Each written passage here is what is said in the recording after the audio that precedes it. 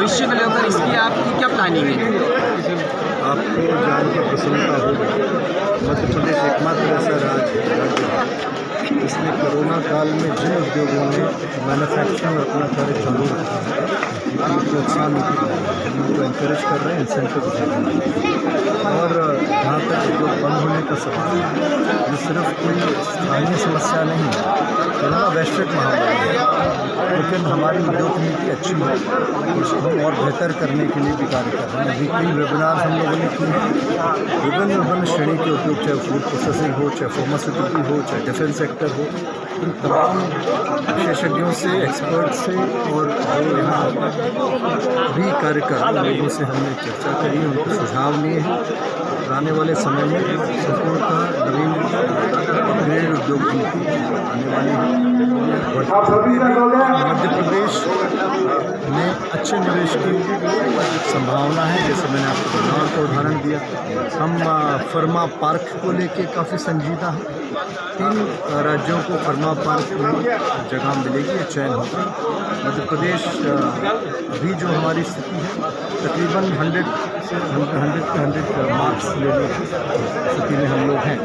तो मुंबई में जो हमारा उद्योग क्षेत्र है, उसका चयन होना करीब तय है। इसका डिफेंस सेक्टर में हम प्रयास कर रहे हैं। डिफेंस सेक्टर में भी हम ग्वालियर के आसपास एक उद्योग अभी प्रारंभ करने वाले हैं। माइनिंग और खाद्य सेक्टर में झाबुआ में हम एक प्लांट प्रारंभ करने वाले हैं। इसके अलावा इसी तरीके से लॉजिस्टिक्स और प्रोक्योरमेंट के लेवल पे हम कटनी के समीप बरगी में एक प्लांट प्रारंभ करने वाले हैं। जो तमाम पुराने पिछली सरकार ने तकरीबन 1200 का बकाया इंसेंटिव छोड़ दिया, 600-700 तो क्लियर है, इसको हमें वापस दे के और जो वर्तमान उद्योगों से कमिटमेंट था गवर्नमेंट, इसको हम पूरा करने की करीब जो 700-800 करोड़ के तो कमिटमेंट्स हुए हैं, बॉन्ड और दूसरे चीज़ों के माध्यम से। बाकी हम उनसे चर्चा कर रहे हैं। हमने अभी महिंद्रा जो हमारा पीथमपुर में, उनसे हमने करीब 300-400 करोड़ का एडिशनल इन्वेस्टमेंट का कमिटमेंट लिया है।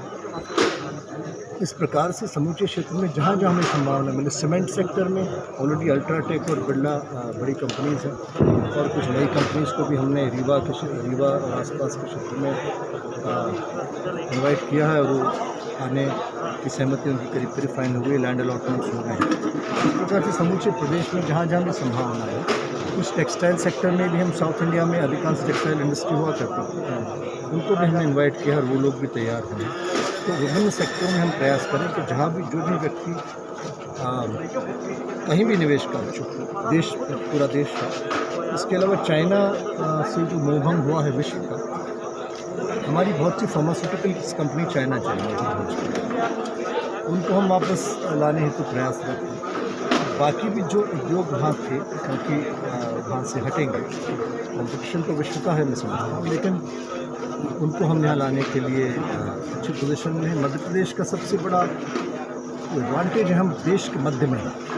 तो देश के मध्य में होने की वजह से जो भी व्यक्ति यहाँ पे आता है, उसको ये बड़ा एडवांटेज है कि देश के किसी भी कोने में अपने उत्पाद को आसानी से भेज सकता है। फिर हमारे पास बहुत सारी ज़मीन है।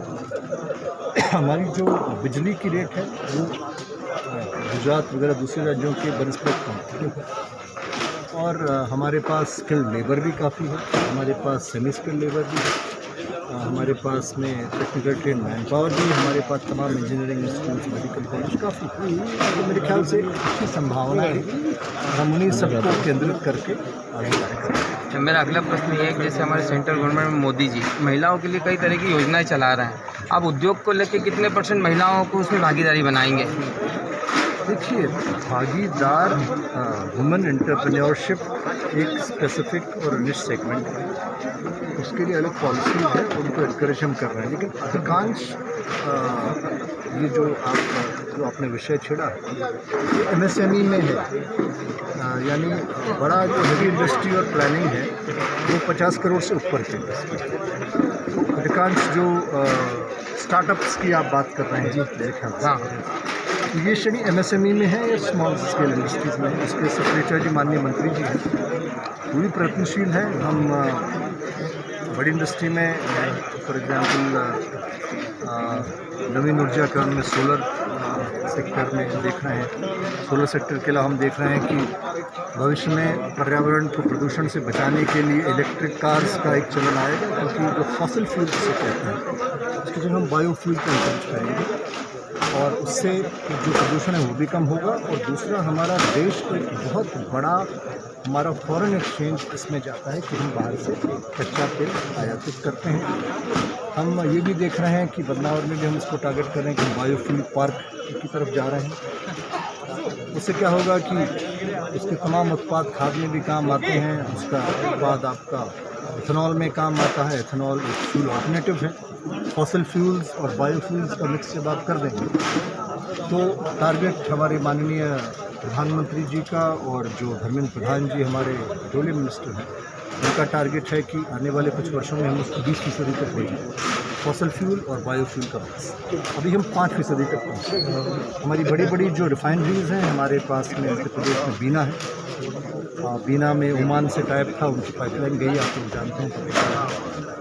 उसका कुछ कमिटमेंट है, हम उनसे भी चर्चा कर रहे हैं कि वो भी इस बायोफ्यूल में कार्यरत हों। तो ये तमाम मैं आपको सेक्टर इसलिए बता रहा हूँ, देखिए निवेश कोई व्यक्ति कब करे, जब उसको अनुकूलता लगे, उसको इंफ्रास्ट्रक्चर मिले, जब उसको सिंगल विंडो क्लियरेंस दें, जब उसको परेशान नहीं किया जाए, जब उसकी तमाम रिन्यूअल्स जल्दी हों। इसीलिए 30 days ease of business start किया है शिवराज सिंह और हमने 30 दिन का पीरियड रखा है कि आप आइए, ऑनलाइन एक्नॉलेजमेंट कीजिए। अगर किसी श्रेणी का कोई अधिकारी आपको रिस्पॉन्ड नहीं करता है और आपको डॉक्यूमेंटेशन कंप्लीट है तो डीम्ड क्लियरेंस मानी जाएगी, यानी उसको ऑटोमेटिकली क्लियरेंस 30 दिन बाद मिल जाएगी। तो उसी पर केसुर के मतदाताओं को कुछ कह दीजिए।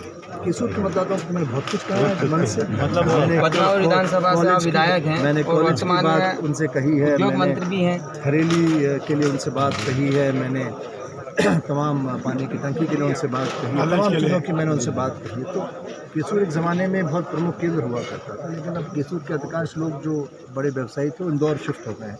कुछ लोग उनमें से आज भी यहाँ पे हैं, आना जाना रहता है।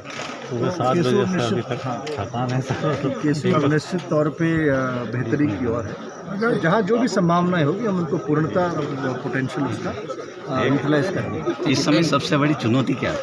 कोई चुनौती नहीं, बहुत बहुत सबसे बड़ी धन्यवाद। चुनौती ये है कि हमको मिलके क्षेत्र का सर्वांगीण विकास करना है।